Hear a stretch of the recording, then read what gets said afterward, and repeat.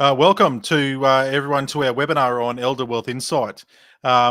Really pleased for those that are hopefully joining us live, and anyone who's listening to this recording or watching it later on, welcome. Over the last few weeks, we have discussed quite readily on Insight Chat about what we're doing around Elderwealth INSITE, and we're using this as an opportunity to meet the team behind what we do, also discuss what the program looks like and how it works. I'm joined by Lisa Goff. Lisa's our operations manager for Quality Insight. Welcome, Lisa. Thanks, Brad. We'll get you talking early so that you're in the mode of it. We'll also be joined by Paul shortly. He will be jumping on as we go through this. Really, we are here today to talk about what Elderwealth INSITE does, but more importantly, how does it help complement the additional services and the programs that actually make up additional services. Additional services in residential aged care is not a new item, nor is it a groundbreaking thing in the industry, but it is definitely going through significant change right now, and that's namely driven by market pressures. But more importantly, it's been driven by the powers that be to really make sure that residents are not ripped off, that residents are getting what they're paying for. And there's a couple of mechanisms that have been sorted out around that. So the real definition about additional services is they must be items that are significantly better than what's on offer through care and services. To define that quite specifically and what's on offer, it can be quite subjective. So if you look at something like food, basic daily fee covers off food for residents in aged care. It also covers off utilities, some consumables of care, housekeeping and general upkeep, but there is a food portion of that there. If the provider counts food as part of their additional service program under the regulation and the advice given by the Commission, they must be able to prove that this food is above and beyond what would normally be on offer. And they also must be able to prove what the spending, that the spending is actually significantly more. So when you take food as that example, it can be reasonably problematic, and that's what comes to how we look at this program and how we build it. There's two pillars that have got to be looked at when we look at an additional service program, and that's access and derived benefit. But we'll come back to that in a minute. Yeah, also, Brad, just to add on to that, what constitutes to part of an AS program or an additional services program, there absolutely has to be full transparency.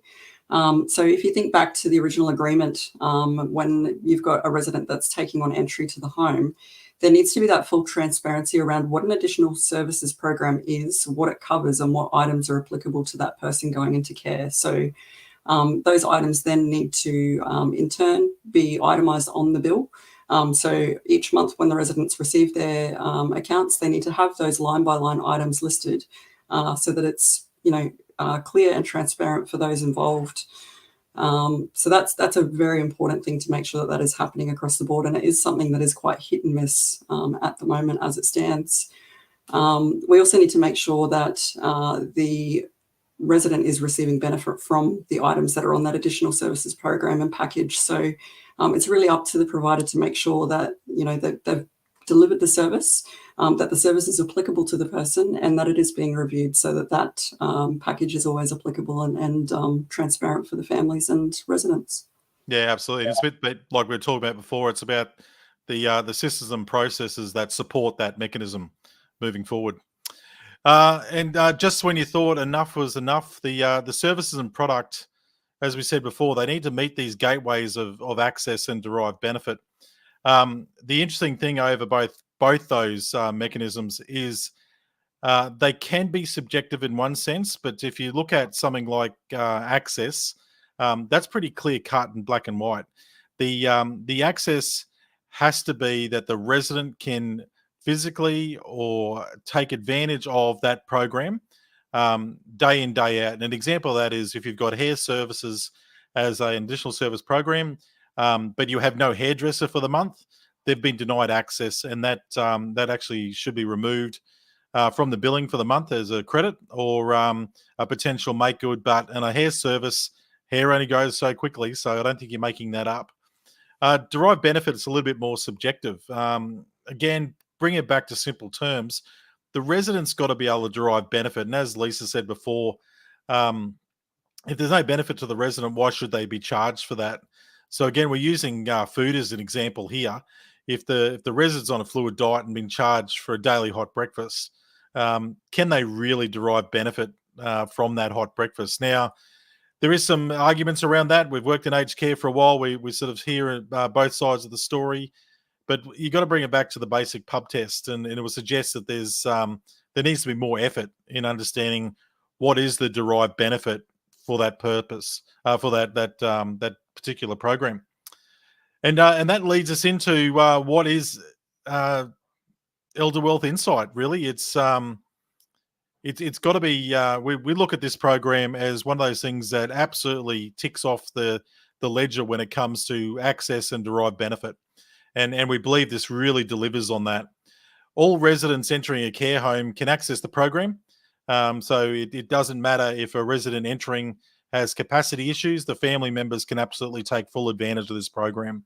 A resident who enters into care and has full capacity absolutely can gain benefit from this program and has access through. There's also derived benefit for those residents, not only of means, but also for those that are under the concessional ratios. And we'll talk through what that looks like. But most low means residents that come into care that are a couple separated by illness, etc., have the potential to require this service. If we go through to the basics of the program, so it's firstly EWI, or Elderwealth INSITE, is a service that explains further to the incoming resident and resident representatives of what the fees and charges are about and what potentially their individual circumstances or position can be. It's not there to replace what an admissions team would do. It's there to support and complement it. And we all know that those first couple of days of someone entering care, the days prior and the days after entry can be quite confusing and stressful, and people forget. The mechanisms of the program is really there to support and back up that. So the consultants through Elderwealth INSITE will make contact with the resident or resident representative that's nominated, and they will start talking through what the program is about and how it pertains to them individually. And that does constitute a little bit of information sharing about personal situation, which from then they can explain the fees and charges again if someone's not quite sure. So it gives you a bit of a backup. It's also there to establish what has been updated or what is getting updated to Services Australia. And that can be quite important, particularly when trying to establish the means of a resident coming into care. They may have come in with an interim setting of a high means resident, and through discovery, it could be worked out that this person is a moderate means resident and partially supported.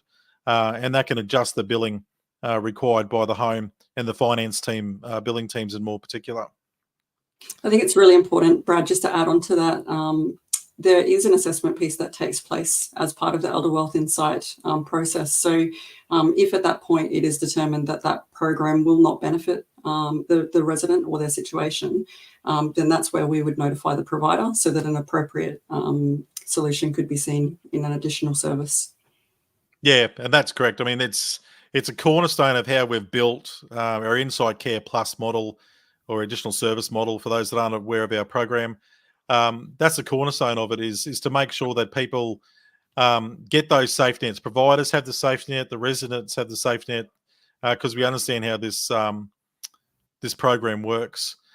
Furthermore, to that initial call, what residents can expect is the resident or resident representative will also enjoy access to regular updates and webinars. So there's newsletters that come out at a regular basis. There's webinars that will take place. Through those mediums, there's tips, resources, and tools to improve financial understanding and ultimately maximize entitlements. There's also offered a hotline for any of those urgent needs. We use accredited aged care financial advisors. This isn't just set up with a couple of people who know a little bit about aged care and finance. Our business partner, Paul Murphy, has an aged care financial background.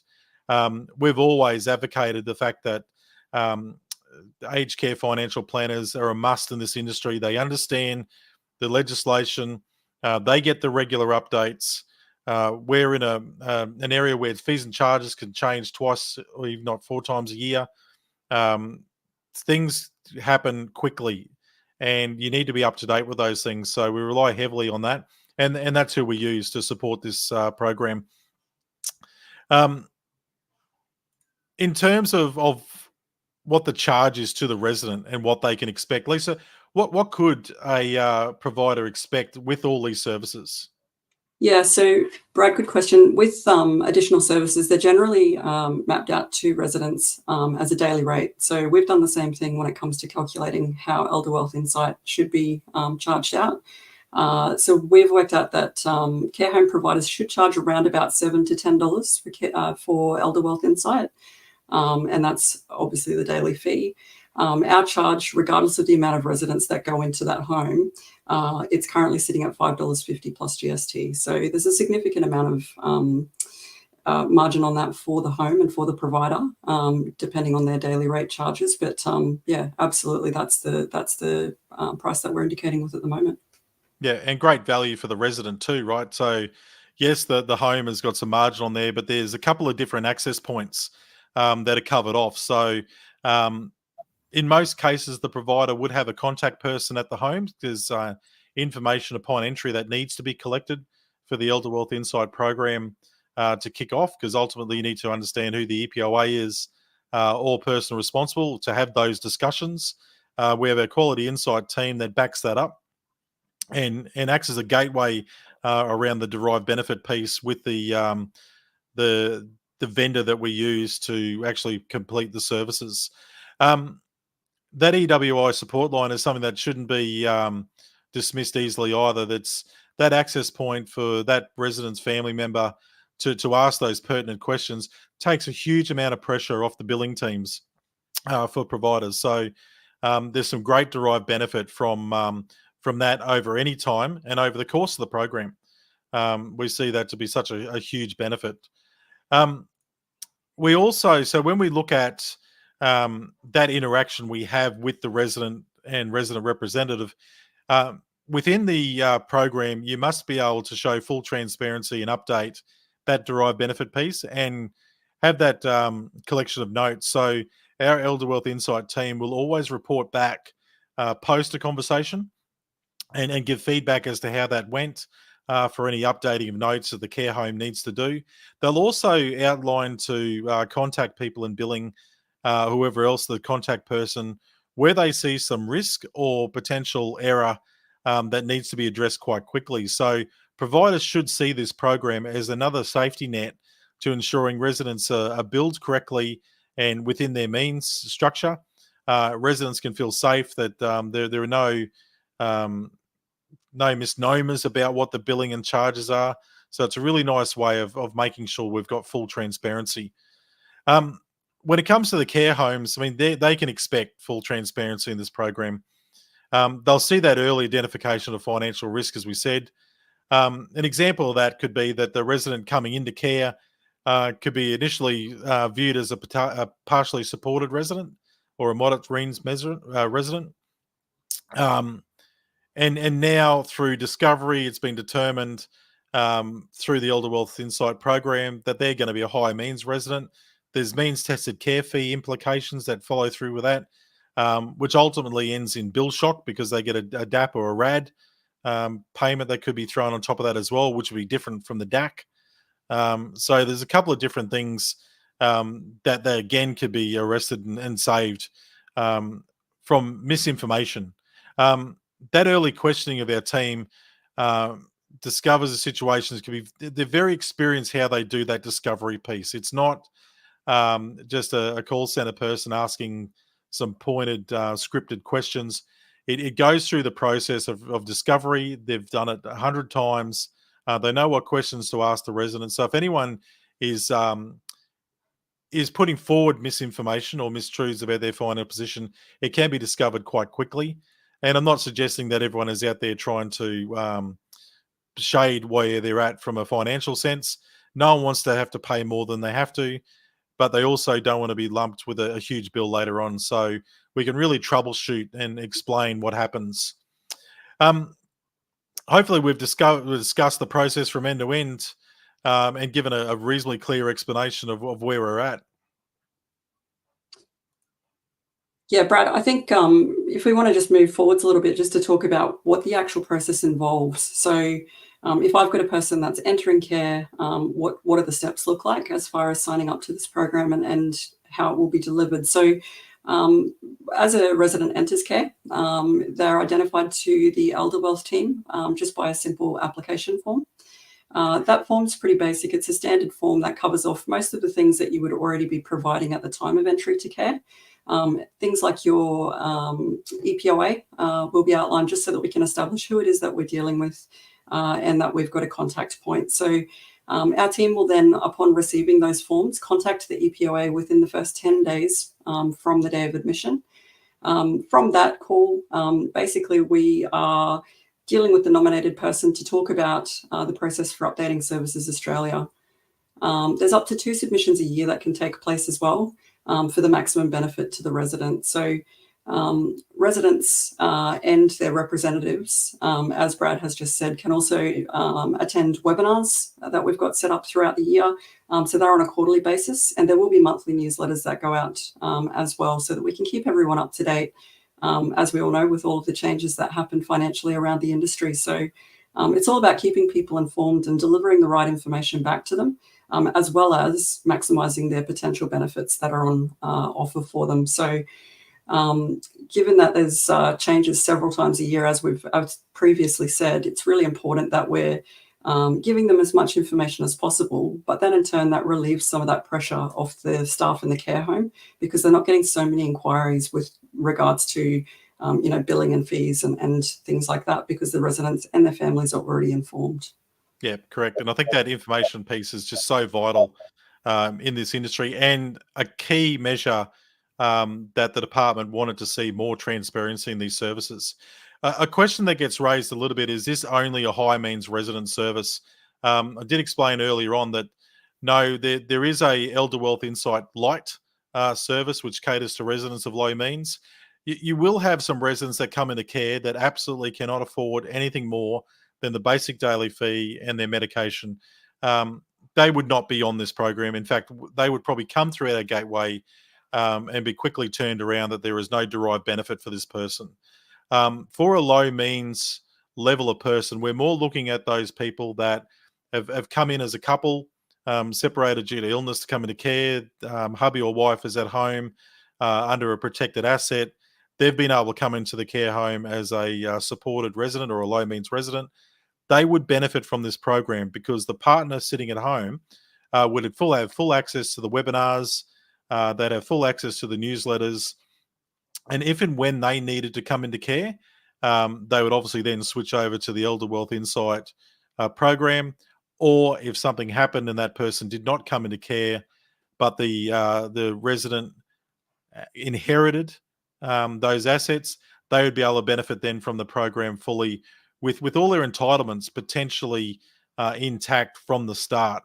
It also covers off what we like to call bill shock, where that someone coming into care, they've had their asset under protection for 2 years, they're deemed a low means resident, all of a sudden that house is now accessible, means tested care fees gone through the roof, pension has been disappeared altogether, didn't get any advice on how to fix that, and now they're in a situation where they're under high stress, and it's not a time to be under high stress after being in a care home for a couple of years. So we see that as a real upside for those people.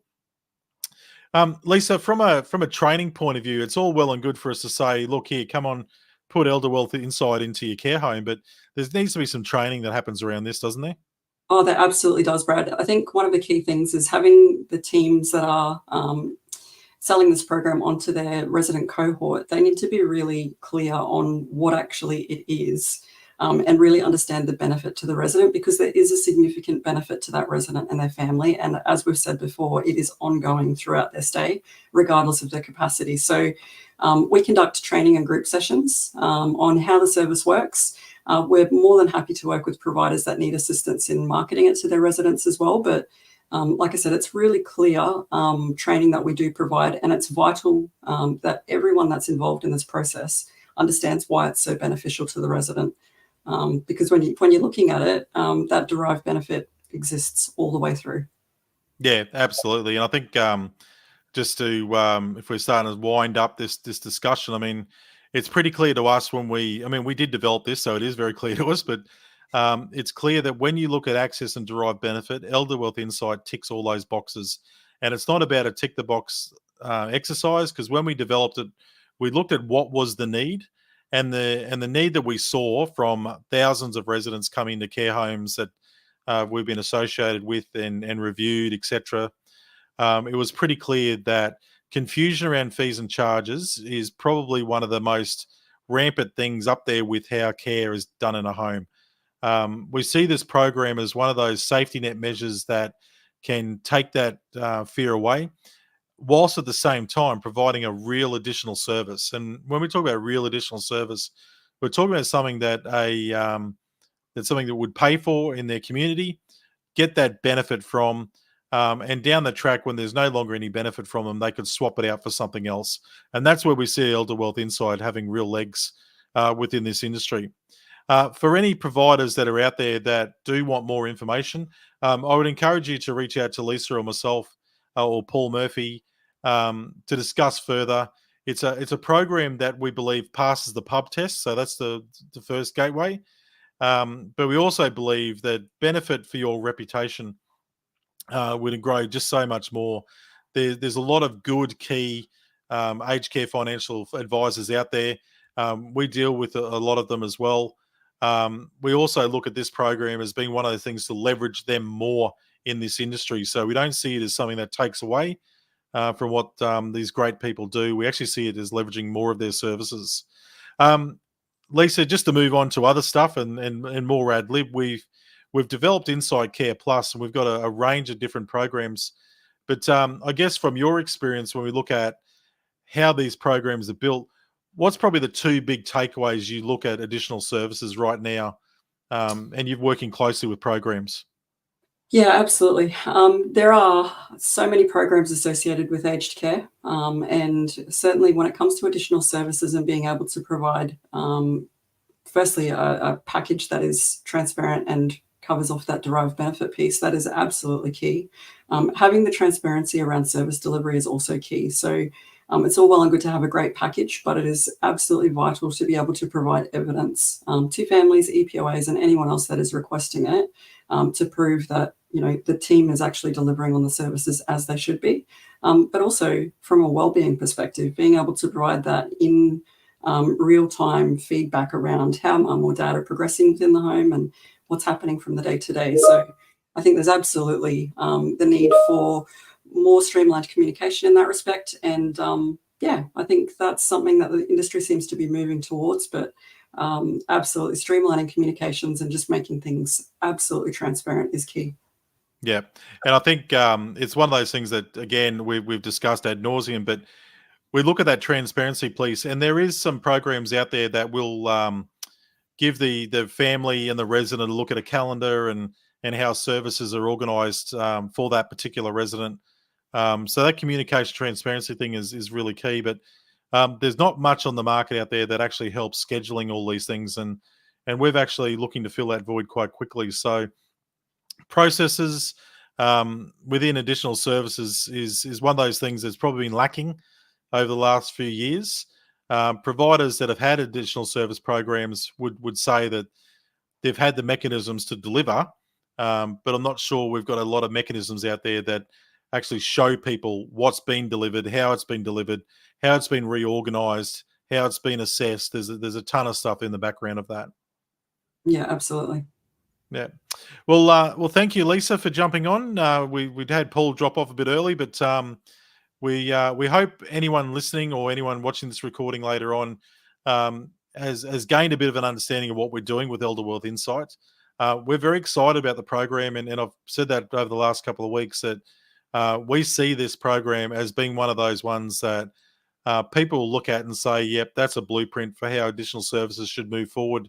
Our Inside Care Plus program, we really aim to make sure we build programs that speak to the DNA of organizations, that enhances reputation, but more importantly, it ensures the resident that is paying money for services is getting full value out of it.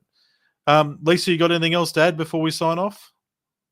I think you've done a good job covering it off there, Brad. I'm super excited about Elderwealth INSITE as well. I like you said, absolutely see the value in it, and I think it's it's one of those things that really adds value to a program and to the resident, which is what the aim of the game is all about.